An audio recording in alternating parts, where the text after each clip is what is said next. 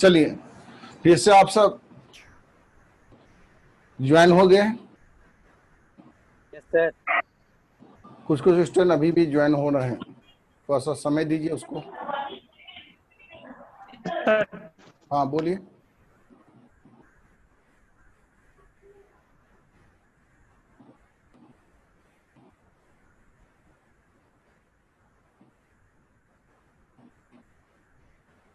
आ गया।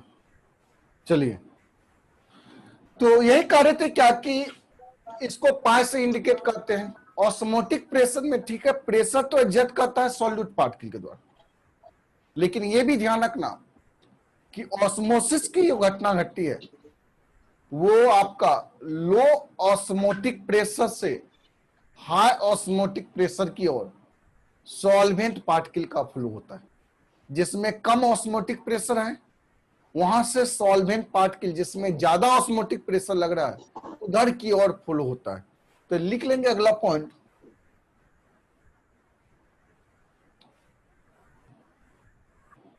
इन osmosis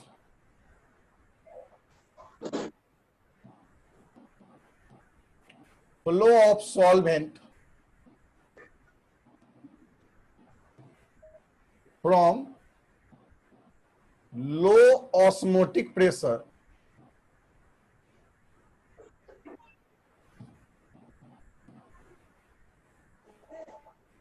to high osmotic pressure.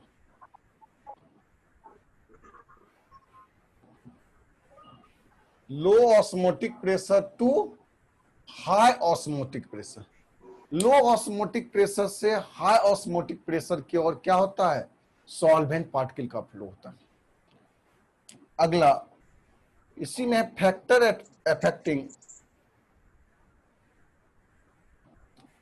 Affecting osmotic pressure. Osmotic pressure को कौन कौन सा फैक्टर है जो इफेक्ट कर सकता है, इसी के बारे में देखेंगे। फैक्टर अफेक्टिंग ऑस्मोटिक प्रेशर, पहला जो आता है आपका मोल ऑफ सॉल्यूट।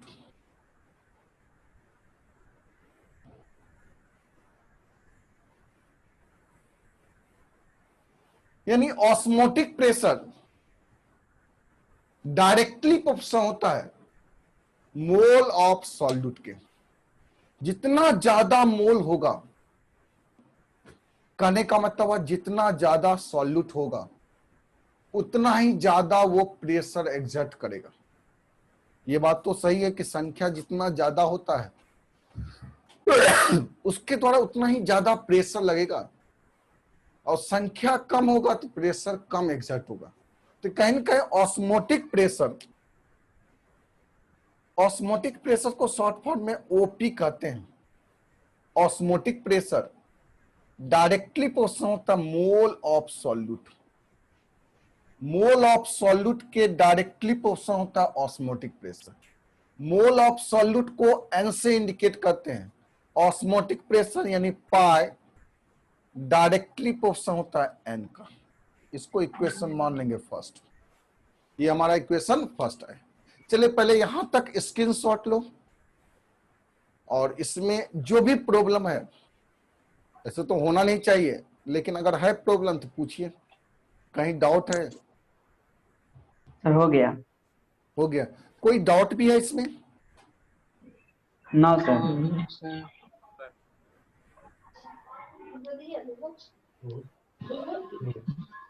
चलिए तो आगे बढ़े। नो सर पिछली पहले लोगों सब अगर सवाल पूछना है तो सिंगल सिंगल पूछो सवाल, नहीं तो फिर आगे बढ़ने दो। स्क्रीनशॉट ले लिए? Yes sir. सारे स्टूडेंट ले लिए हैं? सर। Yes sir. नहीं लिए सर। क्या हुआ है क्या जी? नहीं लिए हैं Yes, सर, sir. नहीं लिए हैं सर, नहीं लिए हैं तो वो तो आपके हाथ में है, ले लो। हाँ तुम्हें ना लगता, तुम्हें फोन करके बोला था कि यानी सर चुपके चुपके काम कर रहे हैं, लग रहा है आवाज वही आवाज आ रहा है। ठीक है सर, चुपके चुपके सब काम कर लिए हैं, हमको रुक जाइए। हो गया। Yes sir. चलिए यस सर। चलिए तो इसमें जा देखते हैं। पहला फैक्टर तो बताया mole of solute, second factor आपका है वॉल्यूम ऑफ सॉल्यूशन। कहीं ना कहीं ऑस्मोटिक प्रेशर को वॉल्यूम फैक्टर भी इफेक्ट करता है।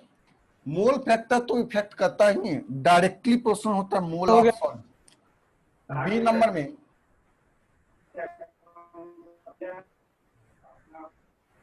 Volume of solution. देखो जी, वॉल्यूम ऑफ सॉल्यूशन के बारे में बात करें तो कहीं ना कहीं ऑस्मोटिक प्रेशर इनवर्सली प्रोपोर्शनल होता है वॉल्यूम ऑफ सॉल्यूशन के, जिसका वॉल्यूम जितना ही ज्यादा होगा उसका ऑस्मोटिक प्रेशर उतना ही कम होगा। इसका मतलब ऑस्मोटिक प्रेशर इनवर्सली प्रोपोर्शनल होता है volume of solution. Volume of solution को भी से इंडिकेट करेंगे। Osmotic pressure pi inversely proportional होता है 1/v। और तीसरा फैक्टर जो ऑस्मोटिक प्रेशर को डिस्टर्ब करता है वो है आपका टेम्परेचर। टेम्परेचर भी ऑस्मोटिक प्रेशर को इफेक्ट करता है। और कहेंगे टेम्परेचर के बारे में अगर बात किया जाए तो ऑस्मोटिक प्रेशर डायरेक्टली प्रोपोर्शनल होता है टेम्परेचर का। ये ध्यान रखना, ऑस्मोटिक प्रेशर डायरेक्टली प्रोपोर्शनल होता है टेम्परेचर का। टेम्परेचर इंक्रीज करने पे ऑस्मोटिक प्रेशर बढ़ेगा, यानी पाई डायरेक्टली प्रोपोर्शनल होता है टी का। इसको इक्वेशन थर्ड मानेंगे और ये इक्वेशन हमारा सेकेंड हो जाएगा। अब जब देखो तो फर्स्ट, सेकेंड और थर्ड के बारे में अगर सोचेंगे तो यहां भी पाई है, यहां भी पाई है और यहां भी पाई है। तीनों इक्वेशन में लेफ्ट साइड अगर पाई है तब तो हम कह सकते हैं इक्वेशन फर्स्ट, सेकेंड, थर्ड को अगर कंपेयर करें तो यहां से एक ऑस्मोटिक प्रेशर का फॉर्मूला बनेगा, जिस फॉर्मूले को आपको याद रखना है। और ये इंपॉर्टेंट फॉर्मूला है, इसी पे ढेर सारा सवाल भी सॉल्व करेंगे। इसका मतलब फर्स्ट, सेकेंड और थर्ड अगर इक्वेशन को देखेंगे, from equation first, second and third, तीनों को अगर कंपेयर करते हैं, फर्स्ट, सेकेंड और थर्ड को कंपेयर करते हैं तो क्या कहेंगे? पाई डायरेक्टली प्रोपोर्शनल होगा n, इनवर्सली प्रोपोर्शनल होगा v और डायरेक्टली प्रोपोर्शनल होगा t। अब इस प्रोपोर्शनलिटी को हटाएंगे, इसके बदले कांस्टेंट आता है, यानी पाई बराबर ये कांस्टेंट हो गया r और n/v, इसको हम n/v लिखेंगे इंटू टी। और यही n/v मोल बाय वॉल्यूम, ये कंसंट्रेशन कहलाता है। मोल बाय वॉल्यूम क्या होता है? कंसंट्रेशन। इसका मतलब पाई बराबर सी आर टी, यही ऑस्मोटिक प्रेशर का फॉर्मूला आ गया, पाई बराबर सी आर टी। चलिए यहां पे पाई के बारे में अगर देखा जाए, पाई जो है ऑस्मोटिक प्रेशर,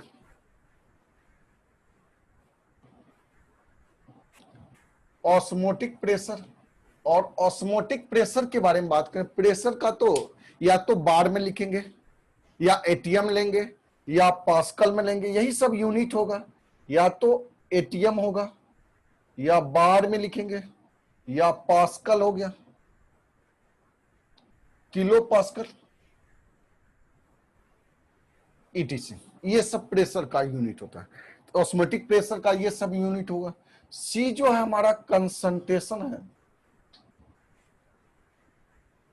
कंसंट्रेशन, या इसी को हम कहते हैं और करके मोलारिटी भी कहते हैं। कंसंट्रेशन को या मोलारिटी को। सी का फॉर्मूला होता है मोल बाय वॉल्यूम। वॉल्यूम लीटर में होगा, ये ध्यान रखना, वॉल्यूम लीटर में। इसका मतलब इसी को लिखेंगे n/v। आर तो हमारा universal gas constant, universal gas constant है आर, जिसका वैल्यू होता है, आर का अगर वैल्यू देखा जाए, देखो यहां लिख देते हैं आर का वैल्यू। आर का वैल्यू होता है 0.082 एटीएम लीटर पर मोल पर केल्विन। ये होता है आर का यूनिट, एटीएम लीटर पर मोल पर केल्विन। टी हमारा टेम्परेचर है, टेम्परेचर जब भी लेंगे तो केल्विन में लेना। तो यही सब यूनिट आया, यानी पाई बराबर CRT। ये फॉर्मूला हमारा काफी इंपॉर्टेंट है। चलिए जल्दी से इसको स्क्रीनशॉट ले लो। हो गया सर। हो गया। हो गया सर। हो गया सर। चलिए इसमें किसी को हो डाउट, गया सर। इसमें किसी को डाउट भी कुछ पूछना है? हो गया सर।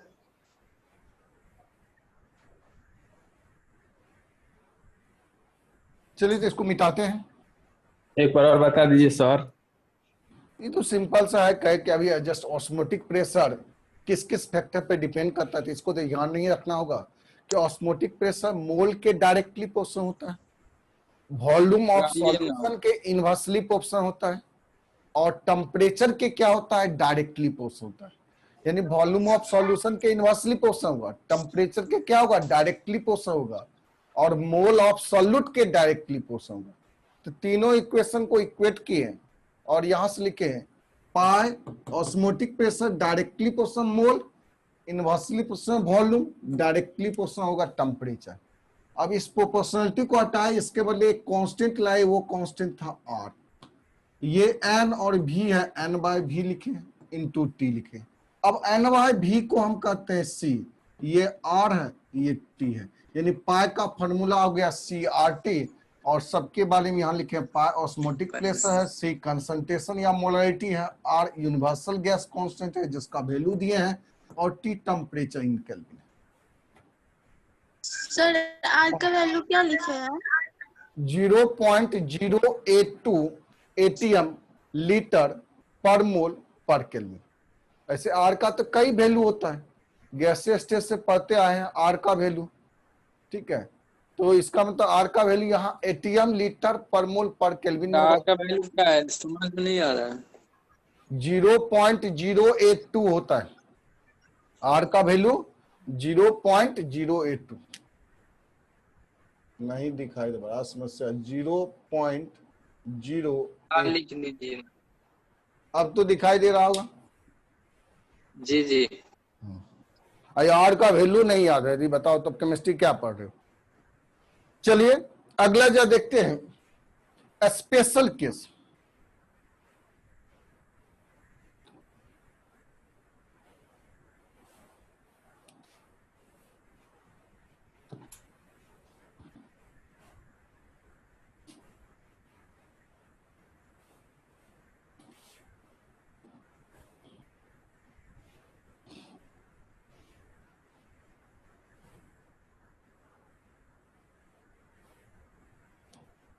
स्पेशल केस के अगर बारे में बात करें,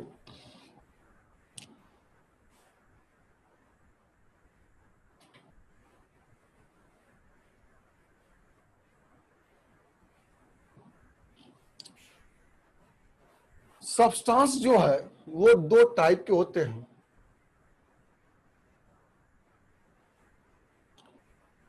कुछ substance non electrolyte,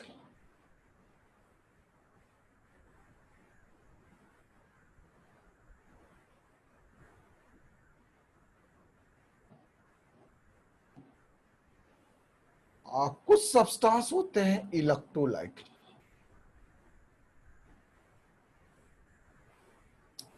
non electrolyte को ही आगे चल के कहा गया कोवेलेंट कंपाउंड। कोवेलेंट कंपाउंड का आप नाम सुने हैं। इसका मतलब कोवेलेंट कंपाउंड जो होता है वो नॉन इलेक्ट्रोलाइट होता है, और इलेक्ट्रोलाइट जो होता है वो आयनिक कंपाउंड होता है।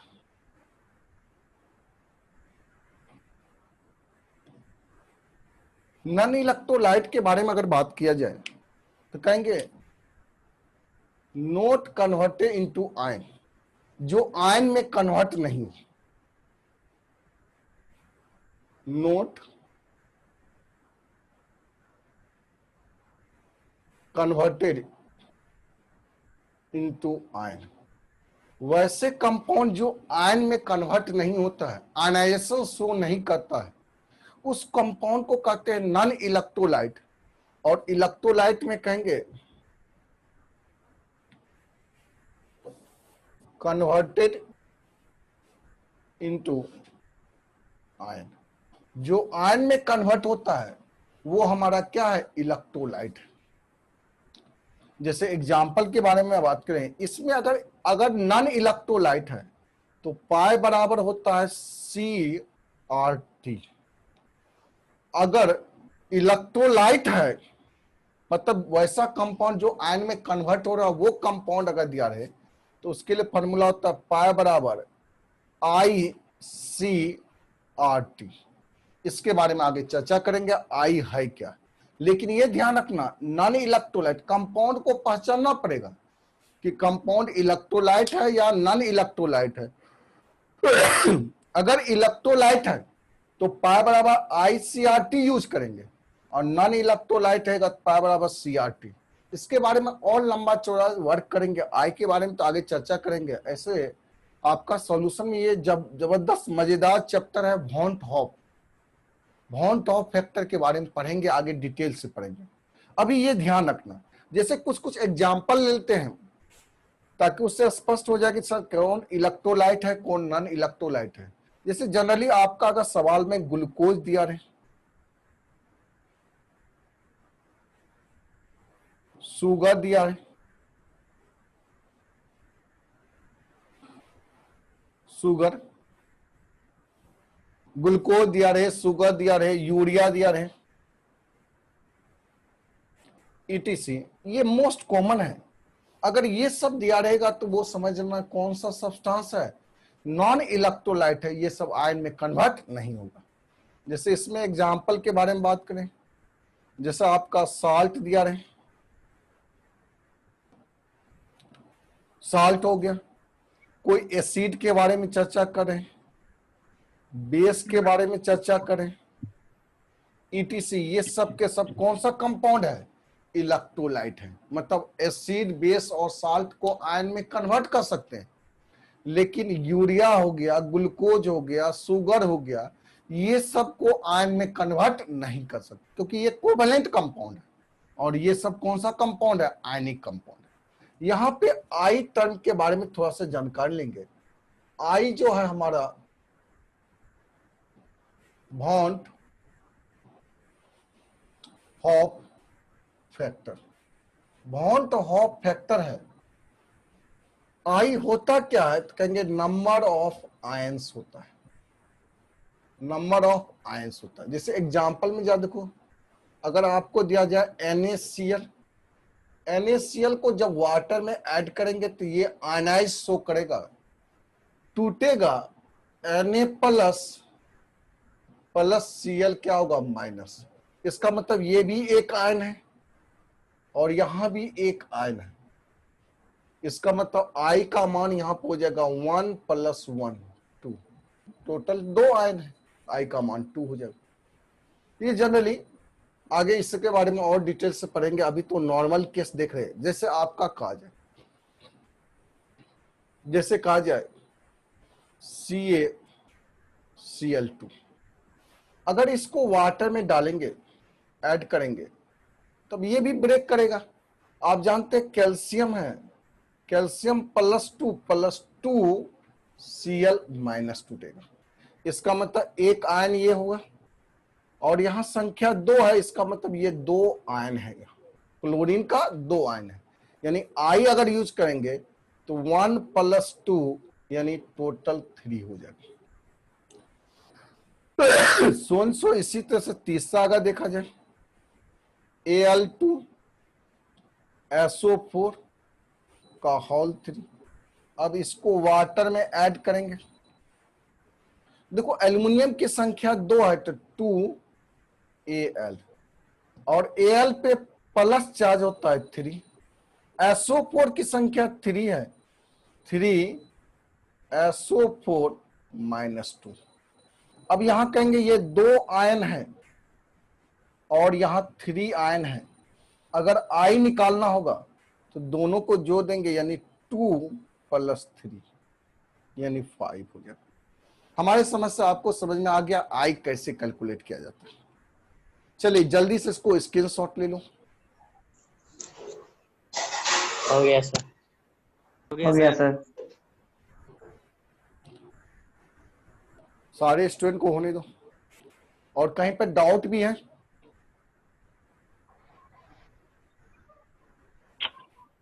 No sir. चलिए, शुगर के बाद क्या? शुगर है, सर। यूरिया है, यूरिया,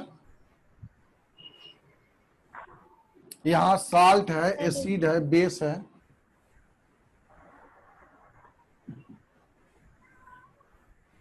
चलिए तो इसको मिटाएं। Yes sir.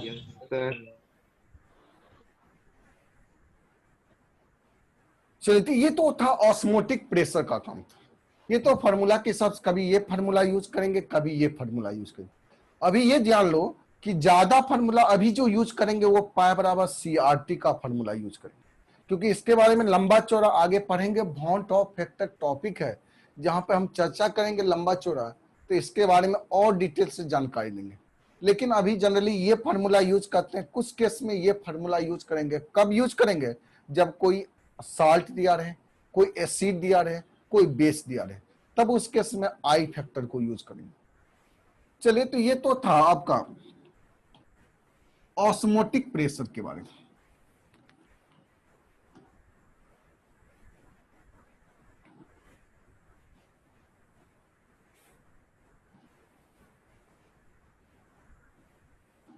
अगला आता है, इसमें टर्मिनोलॉजी आता है। कुछ कुछ टर्म है जिसके बारे में आपको जानकारी रखना पड़ेगा।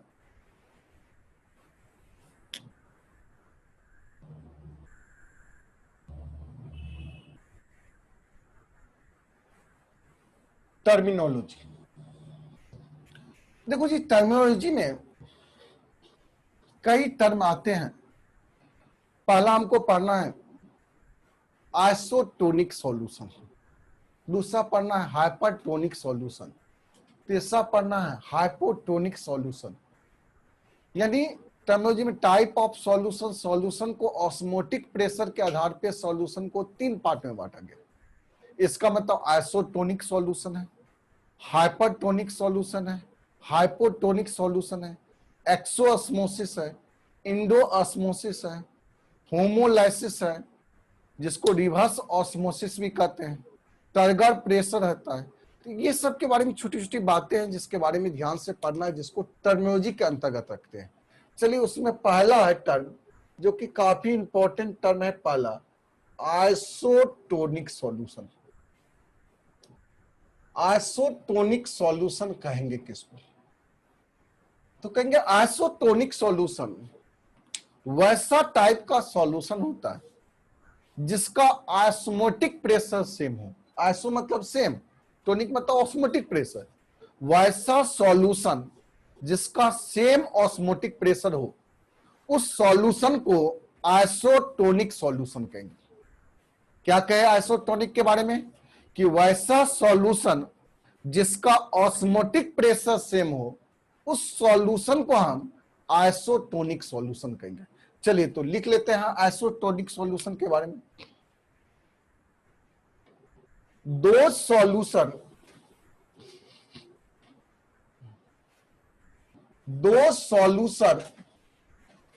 which have same osmotic pressure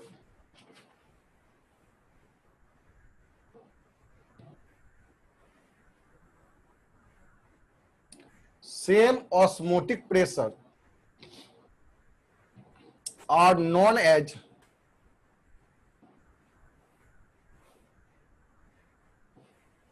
isotopic tonic solution. इसका मतलब स्पष्ट हो गया, आइसोटोनिक मीन्स होता है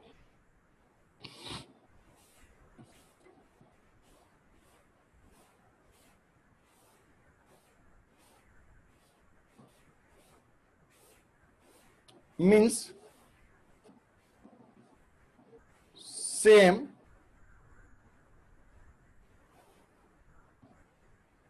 osmotic pressure, same osmotic pressure. Isotonic का अर्थ ही होता है सेम ऑस्मोटिक प्रेशर। अगर सेम ऑस्मोटिक प्रेशर होगा तो उस सॉल्यूशन को कहेंगे, कौन सा सॉल्यूशन है? आइसोटोनिक सॉल्यूशन है। अब ये बताइए कि अगर कोई दो सॉल्यूशन का ऑस्मोटिक प्रेशर सेम हो जाए, इसका मतलब वहां ऑस्मोसिस की घटना नहीं होगी, ऑस्मोसिस की घटना वहां पे नहीं होगा। अगर ऑस्मोटिक प्रेशर सेम है, इसका मतलब नो ऑस्मोसिस। तो कहेंगे नो ऑस्मोसिस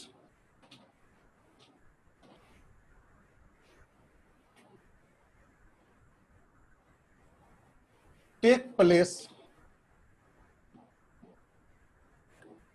इन isotonic solution।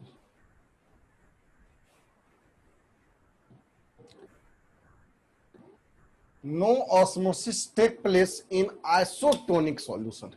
आइसोटोनिक सॉल्यूशन में कभी भी ऑस्मोसिस की घटना नहीं होती है।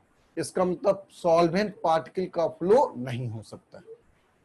अगर आइसोटोनिक सॉल्यूशन है, चलिए छोटा सा हेडिंग देंगे, कंडीशन फॉर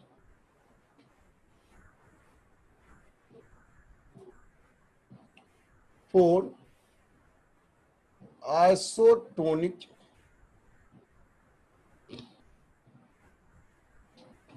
आइसोटोनिक सॉल्यूशन के लिए। पहला तो अगर दो सॉल्यूशन है, सॉल्यूशन फर्स्ट है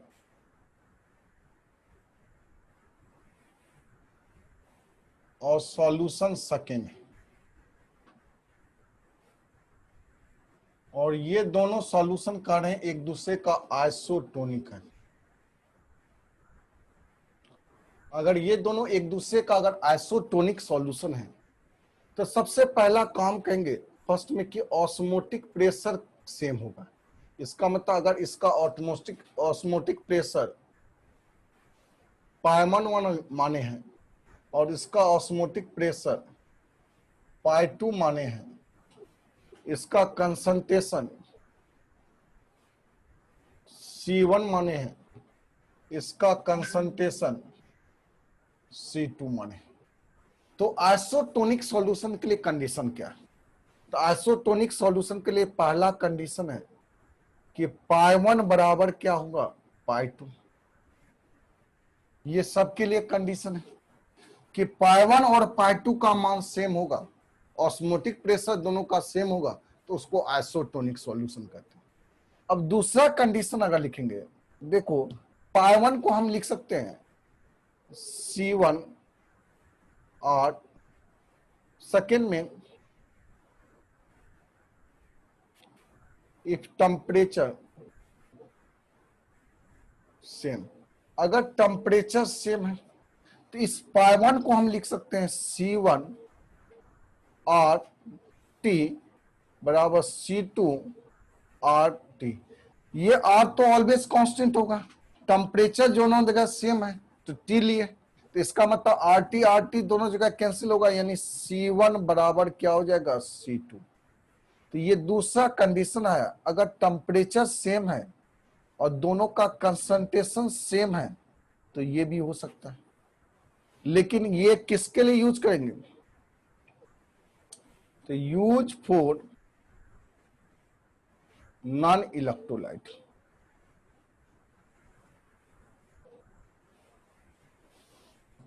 किसके लिए यूज करते हैं? नॉन इलेक्ट्रोलाइट के लिए ये यूज करते हैं। तीसरा अगर इलेक्ट्रोलाइट के लिए कहा जाए, फॉर इलेक्ट्रोलाइट,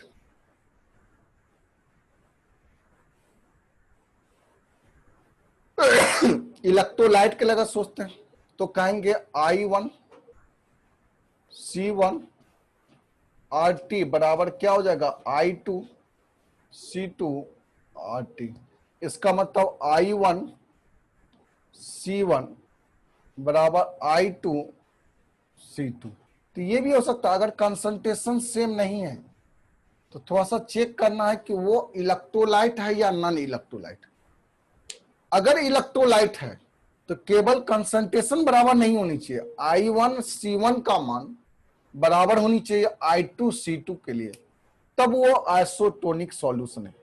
ये 4 इलेक्ट्रोलाइट।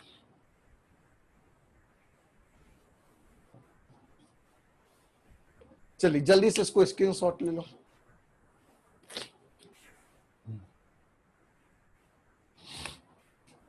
हो गया सर। हो गया। हो गया सर। Yes sir. चलिए, तो ये तो था आपका आइसोटोनिक सॉल्यूशन, और आइसोटोनिक सॉल्यूशन के लिए क्या कंडीशन है उसके बारे में बताएं। आइसोटोनिक सॉल्यूशन में बताए कि जिसका ऑस्मोटिक प्रेशर सेम हो, सेम ऑस्मोटिक प्रेशर, तो वो आइसोटोनिक सॉल्यूशन है। और आइसोटोनिक सॉल्यूशन में no osmosis take place in isotonic solution. Isotonic solution में कभी भी ऑस्मोसिस की घटना नहीं होती। क्यों नहीं होती? क्योंकि दोनों का ऑस्मोटिक प्रेशर क्या है, सेम है। जब भी ऑस्मोसिस होगा तो लो ऑस्मोटिक प्रेशर से हाई ऑस्मोटिक प्रेशर की ओर सॉल्वेंट पार्टिकल का फ्लो होगा। लो ऑस्मोटिक प्रेशर से हाई ऑस्मोटिक प्रेशर की ओर सॉल्वेंट पार्टिकल का फ्लो होता है ऑस्मोसिस में। अगर दोनों जगह ऑस्मोटिक प्रेशर सेम हो जाए तो कभी भी ऑस्मोसिस की घटना नहीं होगा। कंडीशन के बारे में बात किए तो पहला कंडीशन आइसोटोनिक के लिए क्या है, पाई1 बराबर पाई2 होना चाहिए। ये तो सबके लिए है, इलेक्ट्रोलाइट हो या नॉन इलेक्ट्रोलाइट। दूसरा कंडीशन, अगर नॉन इलेक्ट्रोलाइट है और टेम्परेचर सेम है, नॉन इलेक्ट्रोलाइट है और टेम्परेचर सेम है, तब C1 बराबर C2 अगर होगा तो वो भी आइसोटोनिक सॉल्यूशन कहलाएगा। अगर इलेक्ट्रोलाइट है और टेम्परेचर सेम है तो IC1 बराबर क्या होगा, IC2 होगा। तो ये तो था आपका आइसोटोनिक सॉल्यूशन के बारे में बात किए थे। अगला देखेंगे हाइपरटोनिक और हाइपोटोनिक सॉल्यूशन के बारे में बात करेंगे। एक्सोऑस्मोसिस के बारे में बात करेंगे, इंडोऑस्मोसिस के बारे में बात करेंगे, प्लाज्मोलाइसिस के बारे में बात करेंगे, होमोलाइसिस के बारे में बात करेंगे। ये सब के सब अगले लेक्चर में काम करेंगे। लेकिन इसी पे कुछ क्वेश्चन है, जिस क्वेश्चन का डिस्कशन क्लास जो हो सकता है आज शाम में हम रख दें, शाम में 6 बजे से जूम ऐप पे या फिर यूट्यूब पे हम उसको रिकॉर्डिंग करके फिर से आपके पास भेजें। ठीक है, तो वो जैसा भी होगा वो प्रोवाइड कर। अगर जूम ऐप पे चलेगा तो आपको आपका पासवर्ड और आईडी मिल जाएगा, आपको जूम ऐप का पासवर्ड और आईडी आपको मिल जाएगा आपका। अगर आपका यूट्यूब पे है तो यूट्यूब पे आपको डाल दिया जाएगा, इंफॉर्मेशन आपको दे दिया जाएगा। और यूट्यूब पे डाल दीजिए सर, नेट नहीं चलता। सर यूट्यूब पर ही डाल दीजिएगा। जूम पे यूट्यूब पर डाल दीजिएगा सर, बेहतर रहेगा। ठीक है, यूट्यूब पे करवा दीजिए। ठीक है, आप सर हम समझ गए, हम समझ गए सब कुछ, सारी बातें आपका समझ गए। प्रॉब्लम हो जाता है। वो तो नहीं, वो तो है ही कि जैसे एक कहेंगे कि हुआ हुआ तो दूसरा भी हुआ, नहीं ये करना सर वो करना, देखते हैं, वो सर के ऊपर डिसीजन छोड़ दीजिए। ठीक है, आप समूह का बातों को हमारे माइंड में है कि कैसे काम करना है। और देखो जी, बार बार कह रहे हैं कि कल तक में आपका ऐप भी आ जाएगा। जब ऐप आएगा तो ये सब लफड़ा ही सारा समाप्त हो जाएगा कि कैसे काम करना है। ऐप आने के बाद 1-2 क्लास ऐप के बारे में पूरी तरह से आपको जानकारी दिया जाएगा। ठीक है, कैसे कैसे क्या काम करना है, कहाँ क्या मटेरियल है। ऐसे ऐप डाउनलोड करोगे तो अपने आप सारी बातें आपको धीरे धीरे समझ में आएगा क्या है ऐप में खासियत। ठीक है, डाउनलोड करने के बाद ही आपको पता चल जाएगा कि ऐप में क्या क्या काम करना है, कैसे काम करना है। और आज तो सामने फिर से आपका लगातार चल रहा है आपका foundation batch, second foundation batch जो है लगातार चल रहा है। आज भी 3 बजे से क्लास होगा आपका। तो जो भी स्टूडेंट हैं, बहुत सारे स्टूडेंट आए हैं लेकिन वो सबको ठीक ढंग से जूम ऐप के बारे में जानकारी नहीं है, उसके कारण कुछ कुछ ट्रेबल होते रहता है। तो उसका काम है आप सबों को थोड़ा सा उसको बूस्टअप करना है, थोड़ा सा उसको समझाना है, क्योंकि आप सब जूम ऐप पे अच्छे खासा क्लास कर चुके हैं, इसलिए आपको बेहतर तरीके से मालूम है कैसे काम करना है। तो जो भी स्टूडेंट को इन्फॉर्मेशन दो, आप जो भी स्टूडेंट अपने छोटे भाई को अगर बता रहे हैं कि सर के पास पढ़ो केमिस्ट्री, तो थोड़ा सा जूम ऐप के बारे में थोड़ा सा जानकारी दे दीजिए कैसे क्या काम करना है। बहुत सारे स्टूडेंट अच्छा काम कर रहे हैं। जूम ऐप पे जो है स्क्रीनशॉट लेने के लिए कहते हैं बहुत सारे स्टूडेंट, सर कैसे होगा स्क्रीनशॉट, तो वो सब जो आप प्रैक्टिकली कैसे करके बताएं वो तो आप ही बता सकते हैं, जब सामने रहेगा तो प्रैक्टिकल करके बता सकते हैं।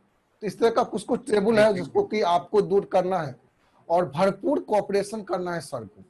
जब तक कोऑपरेशन नहीं करोगे, अरे जिंदा हम रहेंगे नहीं तो तुम पढ़ोगे कहाँ से। तो इसके लिए कुछ ना कुछ कोऑपरेशन करना है सर को भी। फाउंडेशन बेस पे थोड़ा ध्यान दीजिए और कोशिश करते हैं। ऑफलाइन में तो आपका भरपूर सपोर्ट होता था, जो भी स्टूडेंट पढ़ते थे तो वो तो देखते ही थे कि इतना सपोर्ट होता था कि सुबह से लेकर शाम तक बैच रहता था। आपके सपोर्ट की वजह से 3 सेंटर को हम धो रहे हैं जी, धो रहे थे। जब तक आपका सपोर्ट नहीं आता तब तक पटना शहर में 3 सेंटर को लेके चलना सारे टीचर के बस की बात नहीं है। तो कहीं ना कहीं आपका भरपूर कोऑपरेशन था, इस कारण से तीनों सेंटर पे काम कर रहे थे और सुबह से शाम तक काम होता था आपके कोऑपरेशन की वजह से। इसलिए ठीक है, जो भी स्टूडेंट हमारे पास हैं, क्योंकि ये संख्या बहुत कम है। जिस तरह से हम वर्क करते थे 1000 स्टूडेंट के आसपास में तीनों सेंटर मिला के पढ़ाते थे, 12th में पढ़ाए हैं है हमारे पास, लेकिन उतने सारे स्टूडेंट नहीं जुड़े। जो भी स्टूडेंट हमारे पास, उसी स्टूडेंट का कोऑपरेशन लेके ऑनलाइन क्लास को अच्छा प्लेटफॉर्म बनाना। चलिए इसी संकल्प के साथ आज का क्लास यहीं रहने देते हैं। नेक्स्ट क्लास में मुलाकात करेंगे। कल आपका ऑर्गेनिक का हेलो अल्केन और हेलो एनिन का लास्ट क्लास है। कल का क्लास मिस मत कीजिएगा। उसमें ढेर सारा कुछ होमवर्क भी दिए हैं आपको घर से बनाने के लिए, तो उसके बारे में भी डिस्कशन करेंगे। आप सबका होमवर्क हम इंतजार करेंगे व्हाट्सएप पे आप कितने स्टूडेंट भेजते हैं होमवर्क। ठीक है, पिछले होमवर्क में तो अच्छा खासा स्टूडेंट भेजे थे, आपका काम किए थे, बड़ी खुशी हुआ था। देखते हैं क्या वो संख्या बरकरार रहता है या उसमें इंक्रीजमेंट होता है या डिक्रीजमेंट होता है। तो एनसीईआरटी का सॉल्यूशन हेलो अल्केन और हेलो एनिन का मुश्किल से 4 से 5 क्वेश्चन दिए हैं, जिसमें 19 नंबर क्वेश्चन जो है इंपॉर्टेंट है, उसको लाइन बाय लाइन काम कीजिए। रहने दीजिए आज क्लास, अगले क्लास में मुलाकात करेंगे। Thank you sir. Thank you sir. Thank you sir. Thank you sir. Thank you sir. अगला क्लास कितनी बजे? जय